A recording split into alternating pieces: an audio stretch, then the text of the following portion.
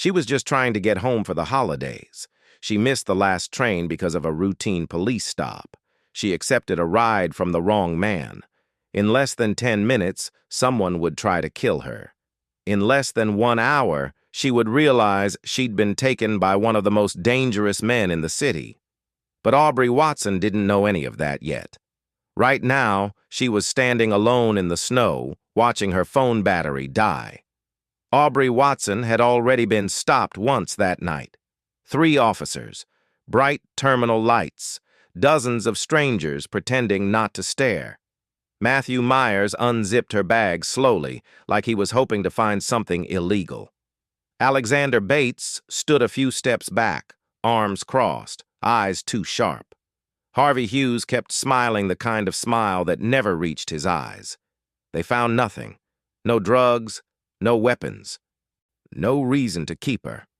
But by the time they handed her bag back, the train doors were already closing.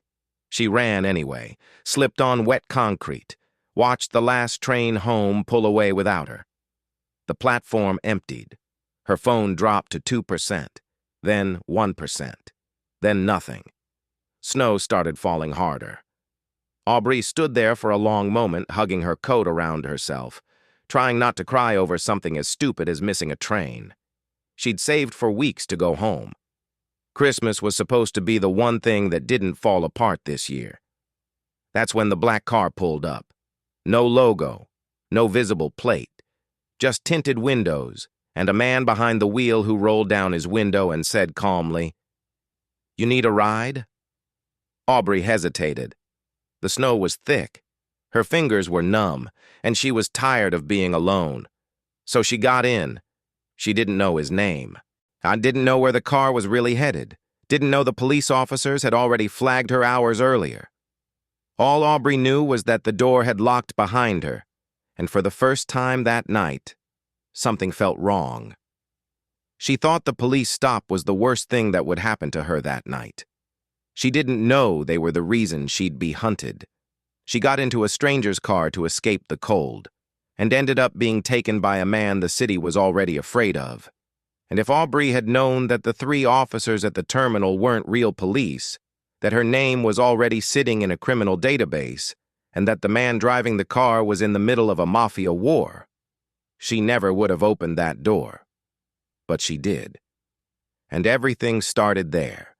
The door closed with a sound that felt heavier than it should have. Not a slam, not aggressive, just a soft, mechanical click. Aubrey barely noticed it at first. The inside of the car was warm, too warm compared to the freezing air outside. The seats were black leather, spotless, smelling faintly of something expensive and unfamiliar. The windows were tinted so dark she could barely see the streetlights anymore. The engine purred as the car pulled away from the curb. "Thank you," she said automatically, rubbing her hands together. "I swear, I was about 2 minutes away from losing feeling in my fingers. I thought I was going to have to sleep in the station." Silence. She glanced at the driver. He was focused on the road, both hands on the wheel. Dark hair, neatly cut, sharp jaw, no smile, no frown, just still, like a statue that happened to be driving a car. Aubrey swallowed. 4th Street, at right?" she added. "Near the old library?" No response. Okay, rude, but fine.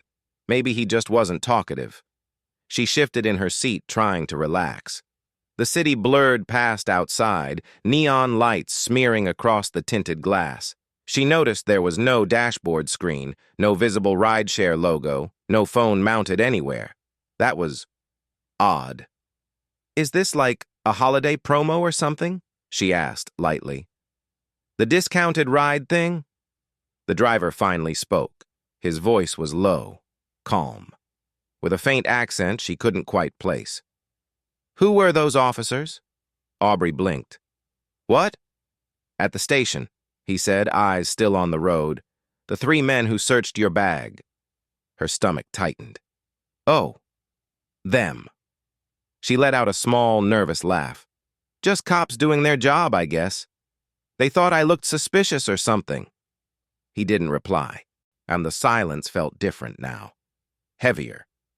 She shifted again, suddenly very aware of how fast they were going. The car had merged onto a wider road, the traffic thinning out. The buildings were getting lower, fewer lights. Is this the fastest route? She asked. Another pause, then quietly. No. Aubrey's heart skipped. No? Before she could say anything else, headlights appeared in the side mirror, a black sedan. It had pulled up close, too close. She turned slightly in her seat, trying to see through the tinted rear window. Is someone... The sound came first, not like in movies, not a dramatic bang, a sharp crack, then another. The back window exploded. Glass burst inward, spraying across the seats like ice. Aubrey screamed as something hot and violent ripped through the air above her head. Down! The word was a command. Before she could react, the driver's hand shot back, gripping her shoulder and shoving her hard toward the floor of the car. Her head slammed against the seat as more shots rang out. Crack, crack, crack. She curled into herself, hands over her head, heart trying to tear its way out of her chest. "Oh my God! Oh my God!" "Don't scream!" His voice was calm. Too calm. The car swerved violently, tires shrieking as he cut across lanes. Aubrey felt the force press her into the floor. "Please, please stop! Let me out!"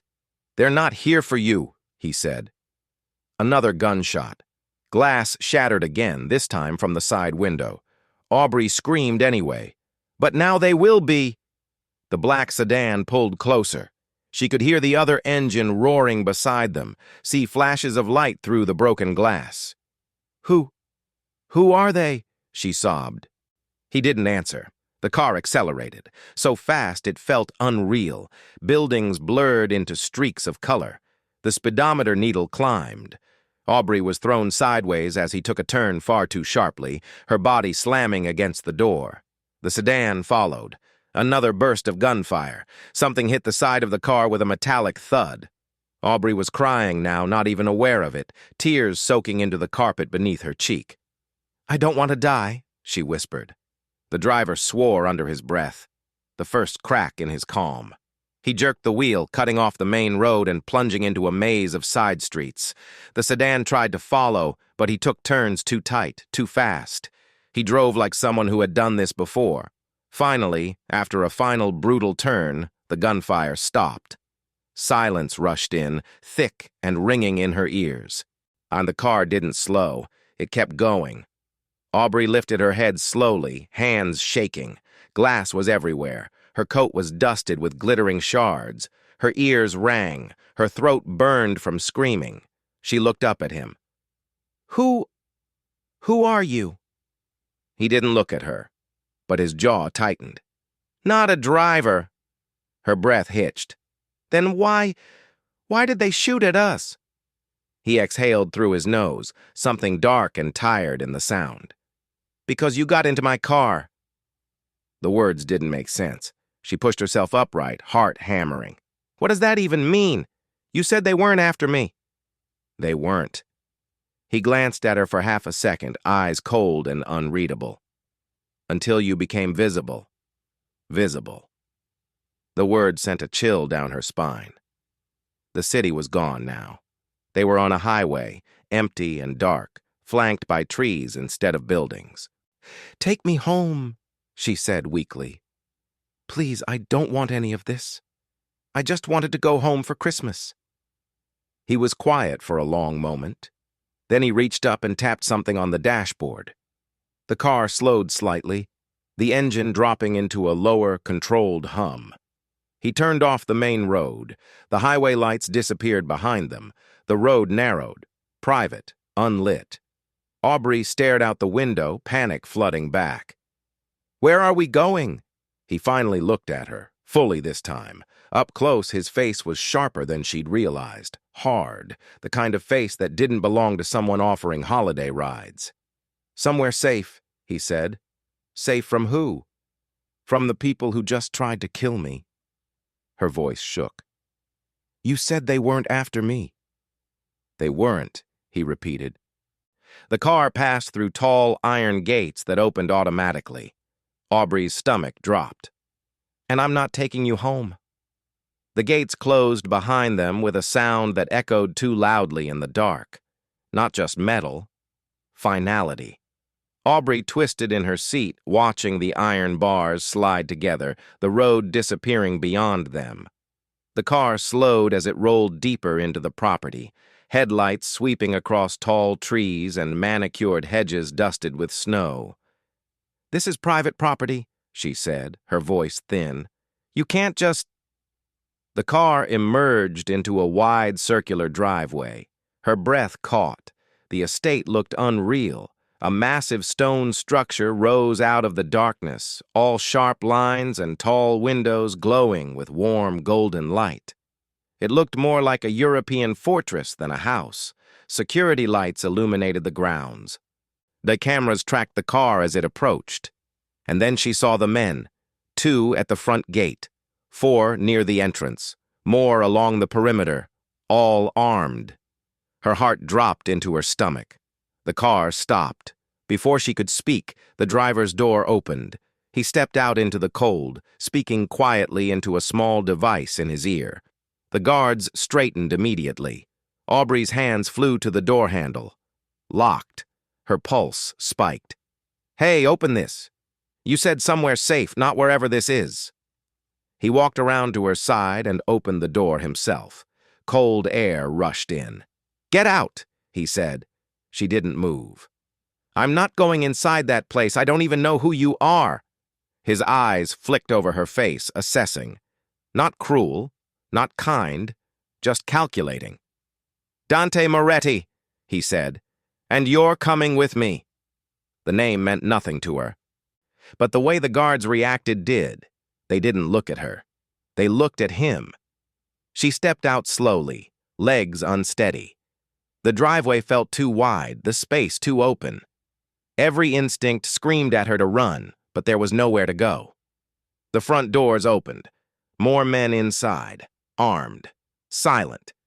This wasn't a house, it was a fortress. "Why am I here?" she asked, her voice shaking. "Those men tried to kill you. I don't have anything to do with that." Dante walked beside her, his pace unhurried. "You were seen." "Seen doing what?" "Getting into my car." The words hit harder than they should have. "That's it?" she snapped. "That's your explanation? I was cold and I needed a ride." He stopped walking, turned to face her. For the first time since the shooting, his voice dropped. "They don't know that." The doors closed behind them, and the sound was soft. Too soft. Inside, the estate was even more overwhelming. Marble floors, a chandelier that looked like it belonged in a museum, warm lighting, expensive art lining the walls. It felt wrong, like stepping into a dream after a nightmare. Dante handed his coat to one of the guards without looking. "They saw your face," he continued calmly. "They saw you in my car. Now, in their world, that makes you something." Aubrey hugged her arms around herself. "Something like what?" "Leverage." The word landed like a punch. Her mouth went dry. "I'm not leverage. I'm nobody." "That's the problem," he said. "Nobody disappears easily." A man approached and spoke quietly to Dante in Italian. Dante nodded once. Then he turned back to her. "Your phone?" "What?" "Give it to me." "No." It came out automatic. His gaze hardened slightly. "I'm not angry, just colder." "Give me your phone." She took a step back. "You can't just take my stuff. I didn't agree to be here." "You didn't agree to be shot at either," he replied. "And yet." Her hand shook as she pulled the dead phone from her pocket. She hesitated for a second, then handed it over. He passed it to the guard. "Turn it off. Lock it." The guard disappeared down a hallway. Aubrey felt something inside her shift, not fear, understanding. The doors, the guards, the phone. She wasn't being protected. She was being contained. "Am I allowed to leave?" she asked quietly. Dante studied her for a long moment. Not yet. Her heart began to race. Not yet? That's not an answer. He gestured toward a staircase. You'll stay in the east wing. Guest room. Food will be brought up. Guest room. The word sounded absurd. She took a step back.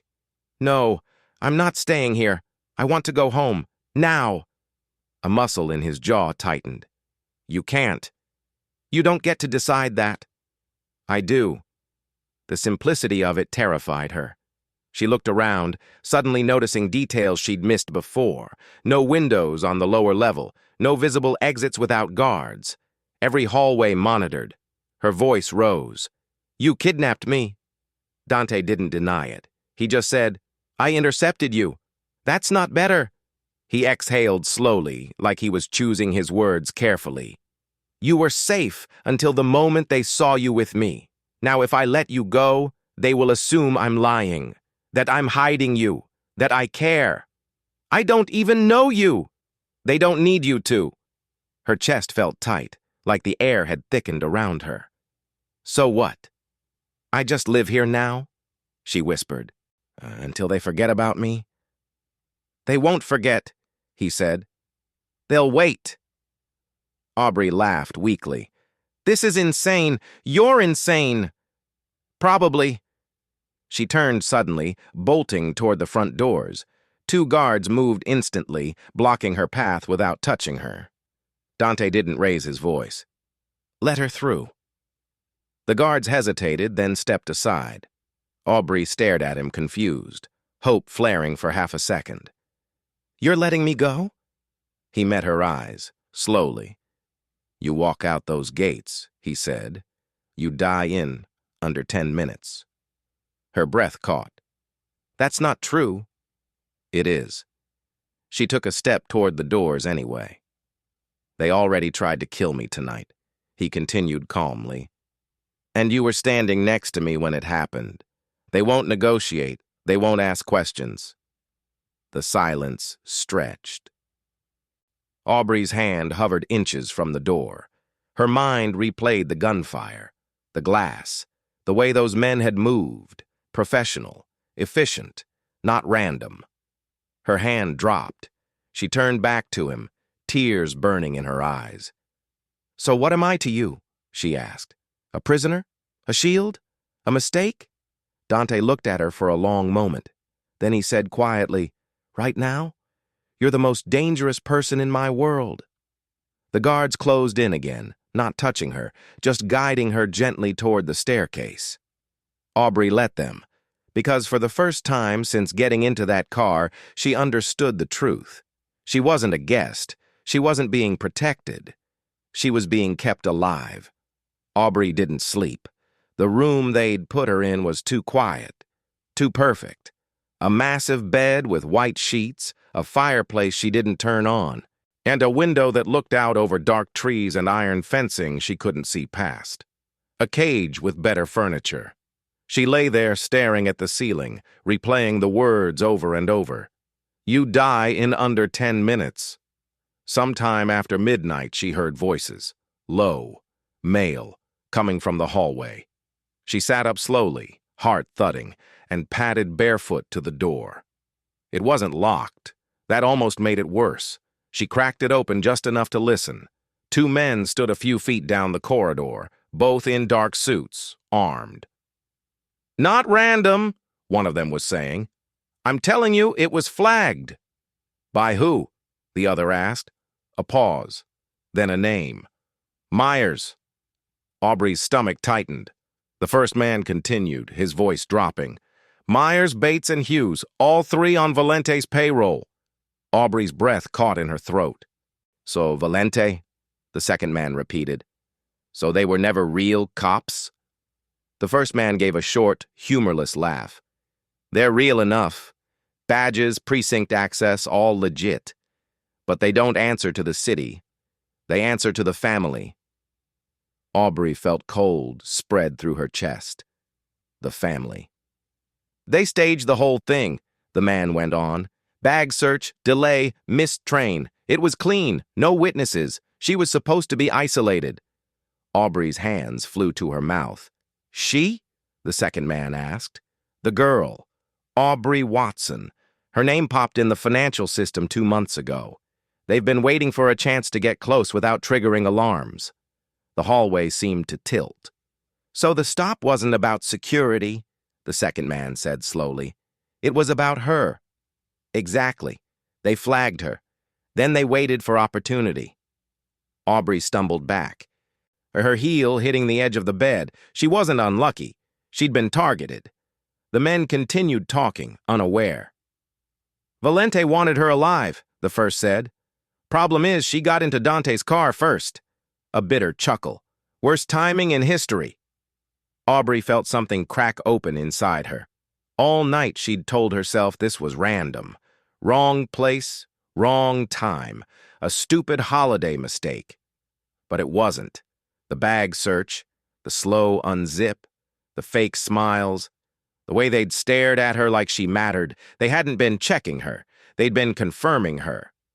She backed away from the door slowly, heart pounding so loud she was sure they could hear it. She sank onto the edge of the bed, shaking. They staged it. They picked me. Her entire body felt hollow, like the floor had dropped out of reality and she was still falling. A soft knock came at the door. She flinched violently. Dante's voice, calm, controlled. Aubrey. She didn't answer. The door opened anyway. He stood in the doorway, suit jacket gone now, black shirt unbuttoned at the collar. He took one look at her face and stopped. What did you hear? Her laugh came out broken. They weren't cops, she said. Myers, Bates, Hughes, they work for Valente. Dante's eyes darkened. So you heard. They flagged me, she whispered.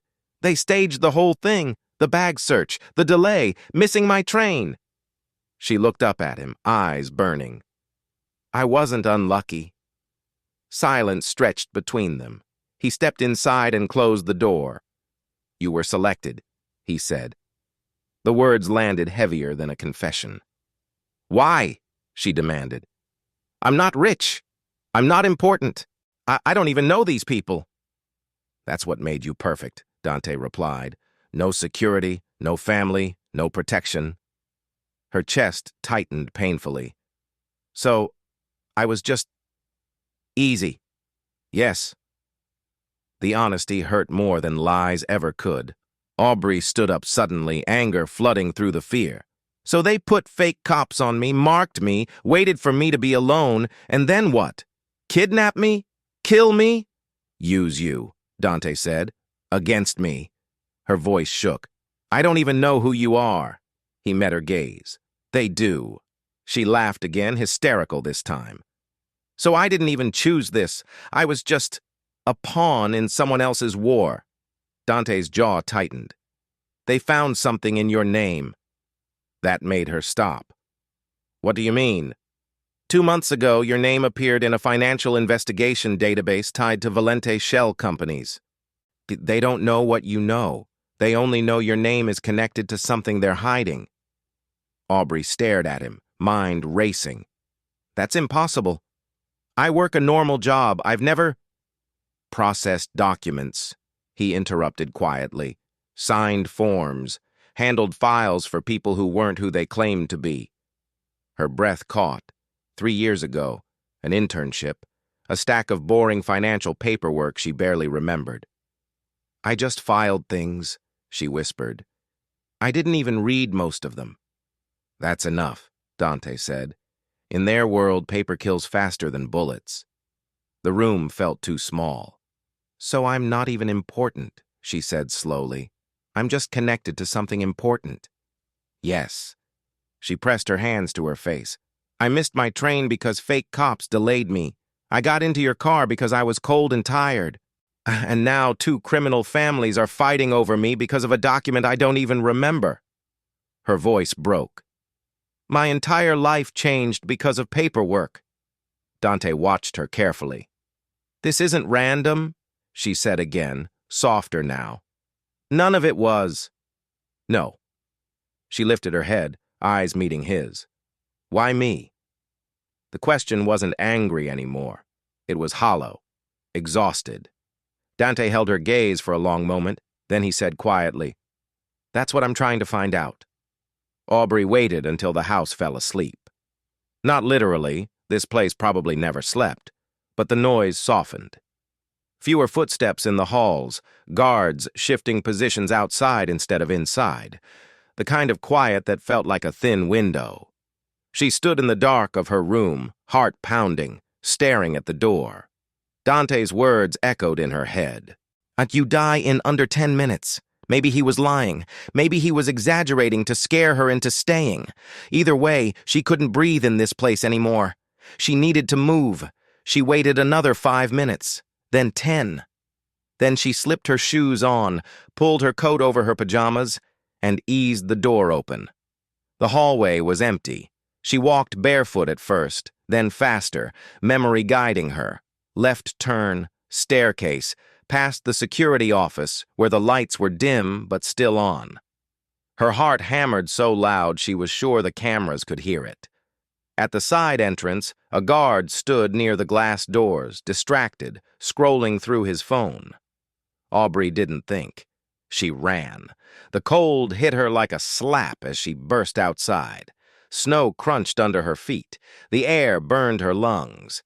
She didn't look back. She ran down the driveway, and past the trees, past the cameras, past the lights. Her legs ached, but adrenaline carried her forward. The gates loomed ahead. Open. Someone had just driven in. She almost laughed. Freedom. She crossed the threshold of the property and spilled out onto the quiet private road beyond the estate. No guards, no walls, just dark trees and distant city glow. She slowed, gasping for breath, hands shaking. She'd done it. She was out. Headlights flared behind her. A black van rolled silently up the road. Too quietly. The side door slid open before it even stopped. 2 men jumped out, big, dressed in dark coats, moving with purpose. Aubrey froze. One of them smiled. "Aubrey Watson," he said casually. "You run fast for a little girl." Her blood turned to ice. "How do you know my name?"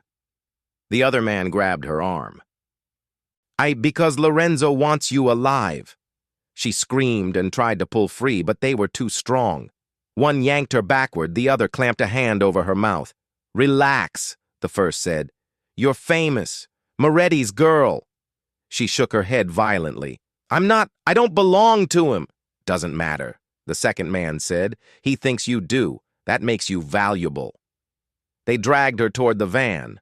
Aubrey kicked, scratched, bit. Panic flooded her system, pure and animal. "This was a mistake," she sobbed into the man's hand. "I just wanted to go home." A gunshot exploded. One of the men screamed and stumbled backward, blood spraying across the snow. The other spun around, pulling out his weapon. Another shot. He dropped instantly. Silence slammed down like a wall. Aubrey collapsed to her knees, gasping. Dante stood in the road, a gun still raised, breath steady, eyes locked on the bodies at her feet. For a second, she didn't recognize him. He looked different out here. Not controlled, not distant, dangerous. He crossed the distance in long strides and grabbed her arm, hauling her to her feet. "I told you not to run." His voice wasn't loud. It was worse than loud. It was calm. She was shaking so badly she could barely stand. "They knew my name," she whispered. "They were waiting." "Yes," he said. "They were." She stared at the 2 dead men in the snow. "They said I was yours." His grip tightened. "They think that because they saw you in my car." He pulled her closer, scanning the road, the trees, the darkness. "You understand now?" Her voice broke. "You weren't lying." "No." "They were outside the gates," she said weakly. They didn't even wait." "They never planned to," Dante replied. "They wanted you before Valente moved openly." Aubrey laughed, hysterical. "So if I leave, I die. If I stay, I'm trapped." "Yes." He looked down at her, eyes sharp and unblinking. "But if you stay, you live." Sirens wailed faintly in the distance. Dante dragged her back toward the estate, not gently, Not roughly, just urgently, like the world itself was chasing them. They crossed the gates seconds before armed guards rushed forward. The doors slammed shut behind them. Inside, Aubrey collapsed against the wall, her legs giving out. Dante knelt in front of her. "Look at me." She did. His face was close, too close. Snow clung to his hair. Blood stained the cuffs of his sleeves. "You didn't escape me," he said quietly. "You ran straight into them." Her lips trembled. I thought you kidnapped me." He shook his head. "I intercepted you." The words finally made sense. The bag search, the delay, the van waiting outside the gates. They had always been there, waiting for her to step into the open. Aubrey wrapped her arms around herself, shaking. "You didn't take my freedom," she whispered. Dante's gaze softened, just slightly. "You walked into my war," he said, "and I pulled you out of theirs." She looked back at the closed gates, at the darkness beyond, at the bodies she would never forget. For the first time since getting into that car, she understood the truth. He didn't kidnap her. He intercepted her fate. The estate felt different after the shooting, not quieter, not safer, just slower. Aubrey noticed it the next morning. No guard outside her door, no one escorting her through the halls, and no one telling her where to go. When she stepped into the dining room, Dante was already there, standing by the long table with a cup of coffee. He looked tired, not the controlled kind of tired, the kind that came from not sleeping at all. "Sit wherever you want," he said. She froze slightly. "What?" "There's food coming in 10 minutes. If you don't like it, you can order something else." Her brow furrowed. "Order from where?" "Anywhere." That word felt strange in this place. She sat slowly, unsure if this was a trick. A tray arrived. Eggs, toast, fruit, coffee, simple. "What if I don't want this?" she asked quietly. "Then you won't eat it." She stared at him. "You're not going to tell me what to do?" Dante leaned back against the counter. "No." The silence that followed was uncomfortable, not tense, uncertain. Later that day, and she tested it again. "Can I go outside?" she asked. "Yes," he replied. "Just don't leave the property." "Can I go to the West Wing?" "Yes." "Can I use the library?" "Yes." Each answer came without resistance, without guards moving, without locks clicking, without fear. It was worse than captivity. It was trust. That evening, she found him in the library. He was standing by the window, staring out at the trees like he was watching ghosts. "Do you ever stop watching everything?" she asked. He didn't turn. "No." "Even when you're alone?" He paused. Then, quietly, "Especially then." She hesitated before speaking again. "You saved me last night." He finally looked at her. "I failed to keep you from running." "But you still came." "I always would." The words settled between them. She walked closer, stopping a few feet away. "It's why?" Dante studied her for a long moment. Then he said something she didn't expect. "Because my sister ran once." Her breath caught. "What happened?" She didn't make it back. The way he said it, no drama, no emotion, somehow made it worse. "She trusted the wrong people, thought she was smarter than the danger." A pause. "They killed her to punish me." Aubrey felt something tighten painfully in her chest. "I'm sorry." He shrugged slightly. "Trust gets people killed." She swallowed. "I grew up in foster care," she said softly. 7 homes before I was 18. Every time I started to get attached, I got moved." He looked at her now, really looked. "No one came to visit," she continued. "No family days, no emergency contact, just files." Dante's jaw tightened. "When I missed that train," she said, "there was no one waiting for me. No one even knew I was coming." They stood in silence. Two people who had never been waited for. "I didn't even tell anyone I was gone," she whispered. "No one would have noticed." Dante stepped closer, not into her space, just close enough to feel real. "You would have been gone," he said quietly, "and the world would have moved on." Her eyes burned. "So would yours." "No," he replied. The word came out instantly. She looked up at him, surprised. "I know your name," he said. "I know your face. I know the way you hold your breath before you speak." His voice dropped. "That's more than anyone knew about my sister before she died." Something broke open inside her chest. "Dante." He looked away again, jaw tight like he hated what he was about to say. "You're the first person I've tried not to scare." The sentence felt heavier than a confession. She didn't move, didn't speak, just stood there, feeling the shift. This wasn't fear anymore. It was recognition.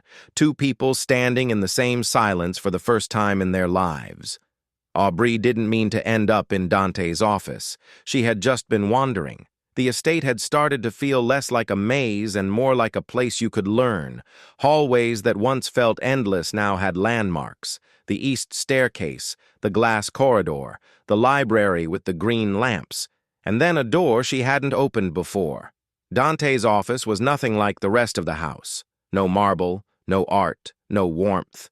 Just dark wood, steel shelves, and a massive desk covered in neatly stacked folders. The kind of room where decisions got made. She hesitated in the doorway, then stepped inside. The air smelled faintly of paper and coffee. Floor-to-ceiling shelves lined the walls, filled with binders labeled in clean, precise handwriting. Financial years, company names, jurisdictions. It was boring, which somehow made it terrifying. Aubrey picked up the nearest file at random. VLT Holdings Limited. She flipped it open. Spreadsheets, corporate registrations, bank transfers.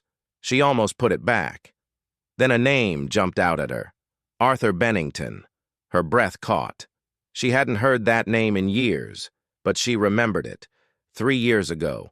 An internship at a small financial compliance firm. Hundreds of documents processed every week. And one recurring notary signature, Arthur Bennington. Her hands started to shake. She pulled out another folder, North Shore Assets, LLC. There it was again. Same signature, same stamp, same name. Her heart began to race. She moved faster now. She grabbing file after file. Different companies, different countries. Same notary. Arthur Bennington.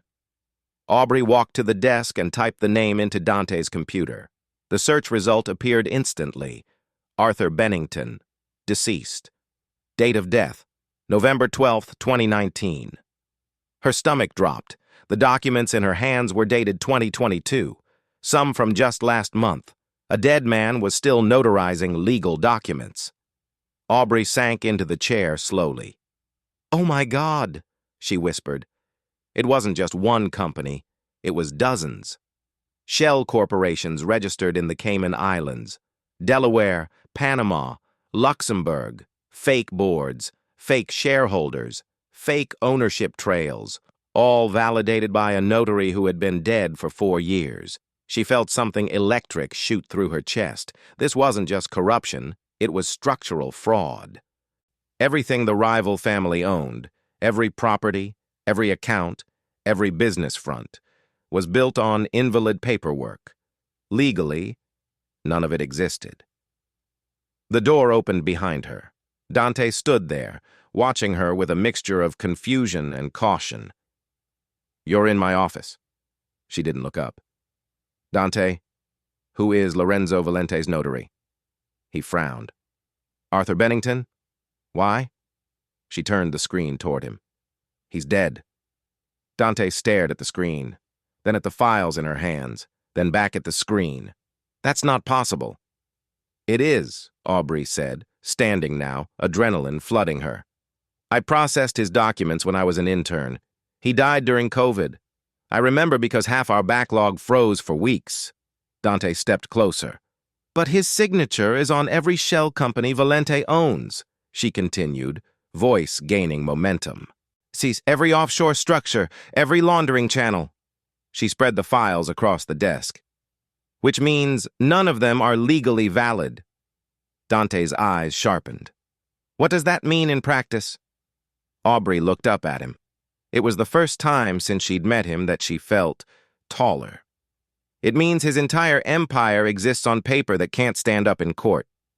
Silence. Real silence. The kind that rearranges reality. You can't launder money through companies that legally don't exist, she said. And you definitely can't claim ownership of assets if the foundational documents are forged by a dead notary. Dante's voice was low.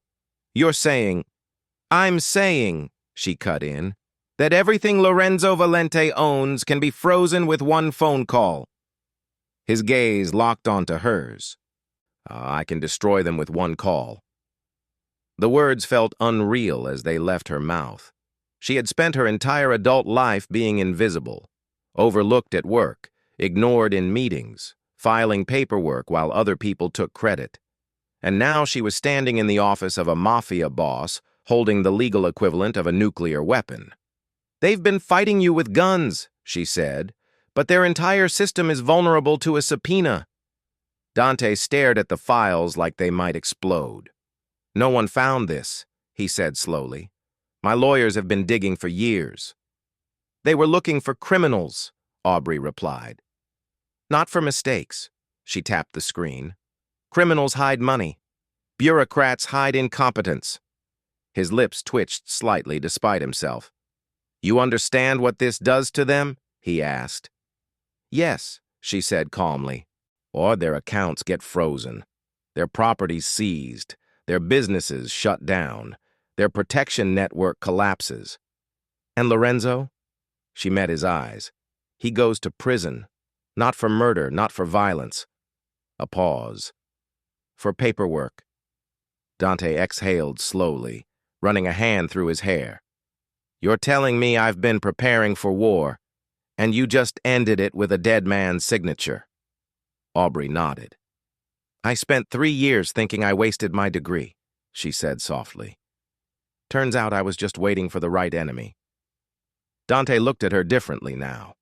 Not as a liability, not as leverage, not even as someone to protect. Something shifted in his gaze, something like respect, something like fear. You realize what you are now, he said quietly. Aubrey closed the file. Yes. He stepped closer, voice low. You're more dangerous than any gun in this house. The city felt different when Aubrey stepped back into it. Louder, colder, like it had kept moving while she'd been frozen inside someone else's war. The black sedan dropped her a block away from the district attorney's office. Dante didn't come with her. He stood by the car, one hand on the door, eyes unreadable. I'll be gone when you're done, he said. If you decide to use my name, I won't be here when they come. Aubrey swallowed. You're running. I'm preparing, he replied quietly. There's a difference. He handed her the folder, every document, every shell company, every dead signature, enough to destroy 2 criminal empires and 1 man who had kidnapped her. You don't owe me anything, Dante said. Not loyalty, not silence, not forgiveness.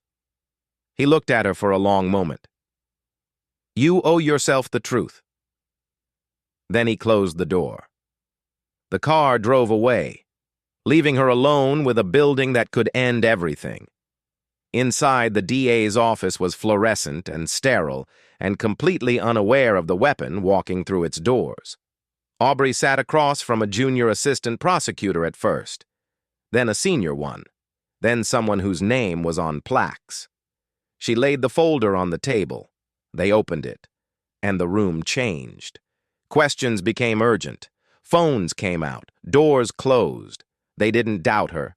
They recognized it. This wasn't just evidence. It was a career-defining case. Where did you get this? One of them asked carefully. Aubrey stared at the folder, at the papers that could erase Lorenzo Valente and Dante Moretti. In a place I didn't belong, she said, and they asked about the cops. Myers, Bates, Hughes.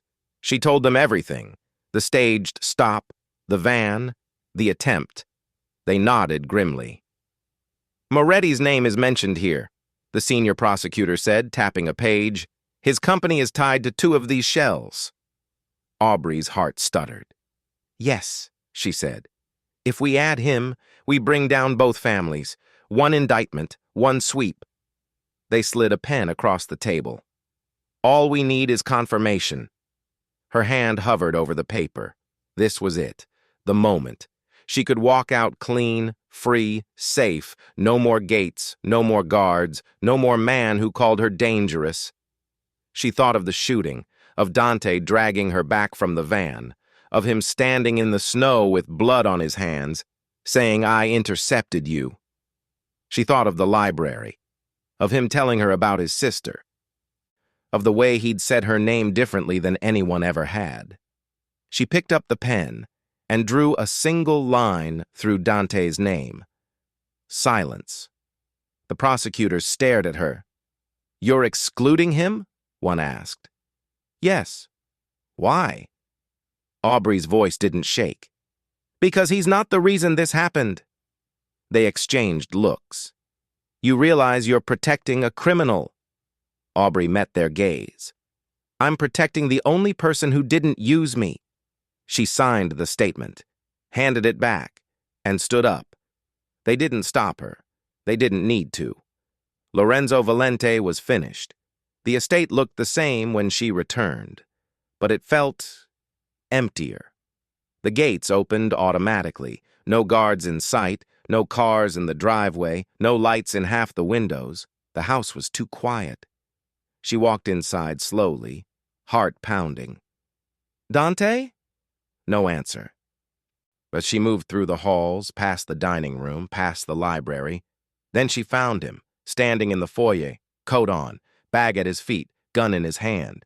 He looked like someone waiting for an execution. His eyes lifted when he saw her. They searched her face, not for anger, not for forgiveness, for confirmation. She crossed the room slowly. He didn't move, didn't speak, just waited. "I went to the DA," she said. A muscle in his jaw tightened. She stopped in front of him. "They have everything." His grip on the gun loosened slightly. "Am I on the list?" he asked quietly. Aubrey looked at him. Really looked. At the man who had scared her, protected her, almost lost her. "I could have destroyed you," she said softly. His breath caught. "I didn't." For a second, he didn't react at all.